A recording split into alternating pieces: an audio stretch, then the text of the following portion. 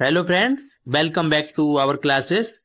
Today talk about the class 10 chemistry first chapter, chemical reaction and equation in NCERT line by line. ठीक है, तो according to your syllabus कि chemical reaction and equation में से ये topics आ रहे हैं. एक तो chemical reaction, chemical equation and balancing chemical equation और type of chemical reaction. तो हम इस पूरे चैप्टर को 3 लेक्चर्स में देखेंगे. पहले लेक्चर में सिर्फ बेसिक कॉन्सेप्ट पढ़ेंगे, ओनली केमिकल रिएक्शन के बारे में पढ़ेंगे सिर्फ, ठीक है. और नेक्स्ट लेक्चर में हम केमिकल इक्वेशन के बारे में, और लास्ट लेक्चर में हम पूरे टाइप्स देखेंगे केमिकल रिएक्शन के, ठीक है. तो चलिए स्टार्ट करते हैं. सबसे पहले हम केमिकल रिएक्शन एंड इक्वेशन से, ठीक है. तो सबसे पहले यहां पर हम पढ़ते हैं, क्या लिखा हुआ है कि consider the following situation of daily life and think what happen.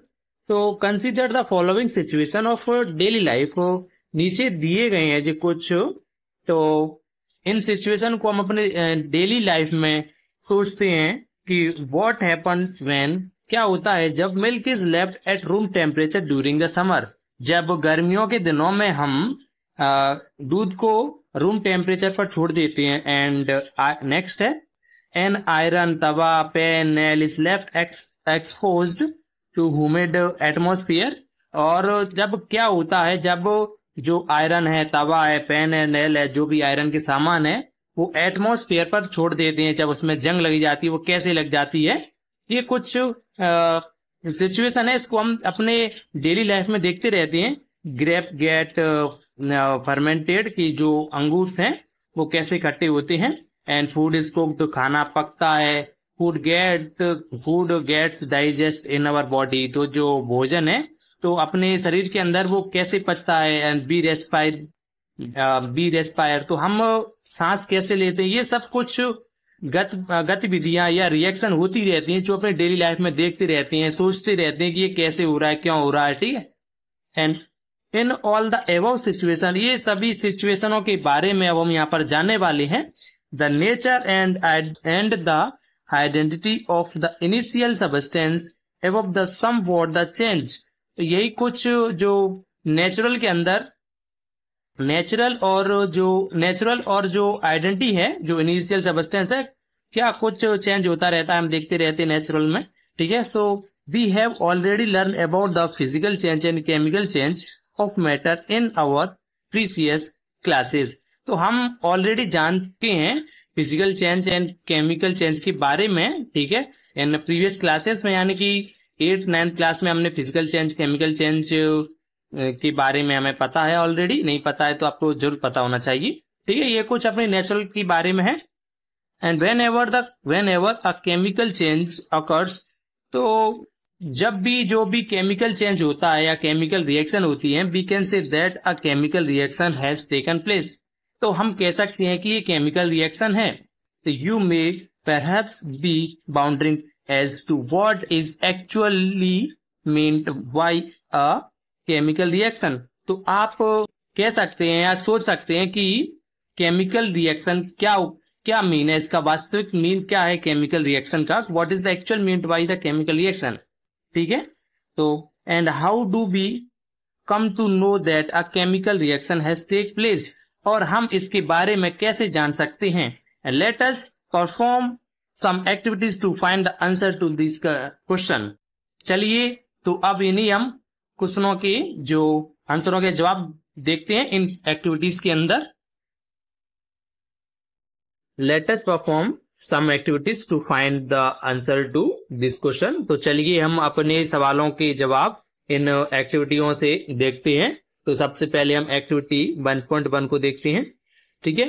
तो यहां पर सबसे पहले हम एक्टिविटी को पढ़ते हैं, फिर इसको हम समझेंगे, okay. This activity needs the teacher assistance. इस एक्टिविटी को करने के लिए आपको टीचर्स असिस्टेंस की जरूरत है. It would be better if students wear the suitable eye glasses. बेहतर ये होगा कि जो स्टूडेंट्स हैं वो अपने सूटेबल आई ग्लास जरूर पहने इस रिएक्शन को करने से पहले.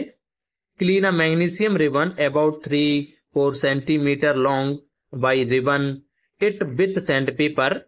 तो 3 और 4 सेंटीमीटर लॉन्ग की आप मैग्नीशियम रिबन लें और उसको सैंड पेपर के साथ उसे मैग्नीशियम रिबन को साफ करें या रगड़े उसको अच्छी तरह से, and hold it with a pair of tongues, और फिर उसको आप एक टंग से यानी कि चमीटे से उसको पकड़ें, burn it using a spirit lamp और burner, and collect the ash so formed in a watch glass as shown in figure 1.1.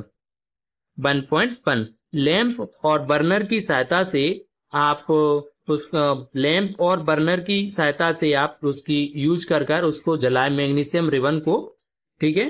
And फिर उसको एक मैग्नीशियम ऑक्साइड को आप कलेक्ट करें एक वॉच ग्लास में, ठीक है। Burn the magnesium ribbon, keeping it away as far as possible from your eyes. जब आप मैग्नीशियम रिबन को बर्न करें और उसको फिर आप कलेक्ट करें तब आप अपनी आंखों को उससे बहुत दूर रखें, आप अपनी आईज को प्रोटेक्ट करें। And what do you observe, तो आपने क्या ऑब्जर्व किया इस रिएक्शन में। तो चलिए फिर यहाँ पर अब इसकी एक्टिविटी के अनुसार समझते हैं।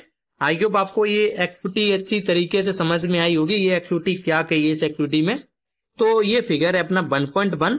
तो इस फिगर में क्या लिखे, burning of magnesium ribbon in air, तो हवा में हम मैग्नीशियम रिबन को जला रहे हैं। And collection of magnesium oxide in a watch glass, और एक वॉच ग्लास है उसके अंदर हम मैग्नीशियम ऑक्साइड को कलेक्ट कर रहे हैं। जैसे आप इस एक्टिविटी के अनुसार देख सकते हैं, ये एक बर्नर है, ठीक है। ये बर्नर है जिससे हम मैग्नीशियम रिबन को यहाँ पर हम बर्न कर रहे हैं, वो भी टंग की सहायता से। एंड ये है अपना वॉच ग्लास, और इसके अंदर जो राख हो रही है, जो मैग्नीशियम रिबन जलकर आ रहा है उसको राख बोलते हैं, तो उससे फिर हमको मिलता है मैग्नीशियम ऑक्साइड, ठीक है। और जब आप इस रिएक्शन को करोगे तब अपनी आईज को एक सूटेबल आई ग्लास जरूर पहने और हो सके उतने दूर से इसको देखें, ठीक है। तो चलिए अब हम यहाँ पर नेक्स्ट एक्टिविटी को भी देखते हैं। You must have observed that magnesium ribbon Burns with a dazzling white flame and change into a white powder. आपने ऑब्जर्व किया होगा जब मैग्नीशियम रिबन जल रही थी तो वो एक व्हाइट फ्लेम के साथ जल रही थी, वो जो मैग्नीशियम रिबन थी, फिर और चेंज इनटू व्हाइट पाउडर, फिर वो एक व्हाइट पाउडर में बदल जाती है। तो this powder is magnesium oxide, तो उस पाउडर को हम मैग्नीशियम ऑक्साइड कहते हैं। So it is formed due to the reaction between magnesium and oxygen present in air. ये एक हवा में प्रेजेंट मैग्नीशियम और ऑक्सीजन के कारण ये रिएक्शन हुई थी जो हमें मिली थी मैग्नीशियम ऑक्साइड, ठीक है। तो अब हम यहाँ पर एक्टिविटी 1.2 भी देखते हैं। एक्टिविटी 1.2 क्या कहती है, take lead nitrate solution in a test tube. तो आपको एक टेस्ट ट्यूब लेना है, उसके अंदर एक लेड नाइट्रेट सॉल्यूशन भी लेना है, and add potassium iodide solution to this. फिर आपको उस सॉल्यूशन के अंदर पोटेशियम आयोडाइड को ऐड कर देना है। व्हाट डू यू ऑब्जर्व, फिर आप क्या ऑब्जर्व करते हो। चलिए यहाँ पर इस रिएक्शन को भी देखते हैं। तो ये है अपनी एक्टिविटी 1.2 का फिगर 1.2, ठीक है। तो formation of hydrogen gas by the action of dilute sulphuric acid on zinc.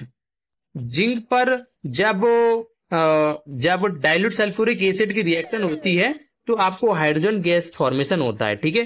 तो जैसे कि ये अपना एक कॉर्क है और ये है ना, ये है अपना कॉनिकल प्लस, एंड ये है जो पाइप है, पाइप को बोलते हैं हम ग्लास ट्यूब।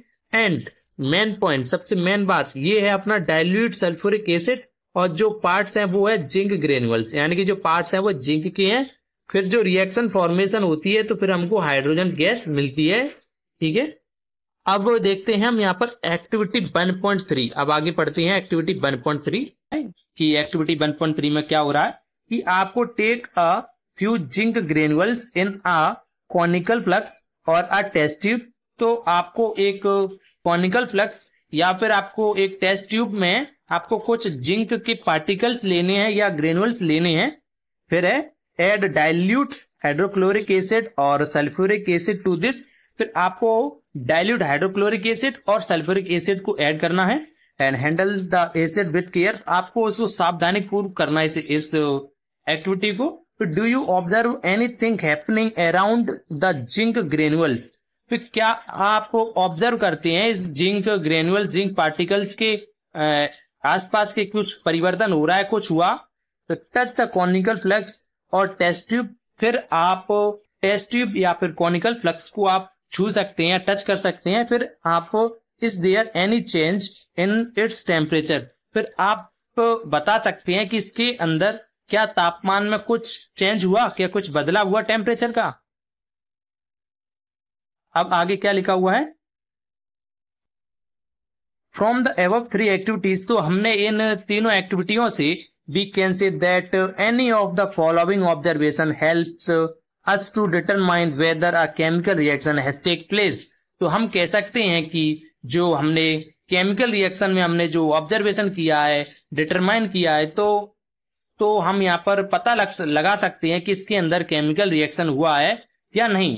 तो हमने यहाँ पर जो एक्टिविटी 3 देखी थी, एक्टिविटी 1.1, एक्टिविटी 1.2 और एक्टिविटी 1.3, तो उनके अंदर हम अनुमान लगा सकते हैं कि केमिकल रिएक्शन हुआ है या नहीं।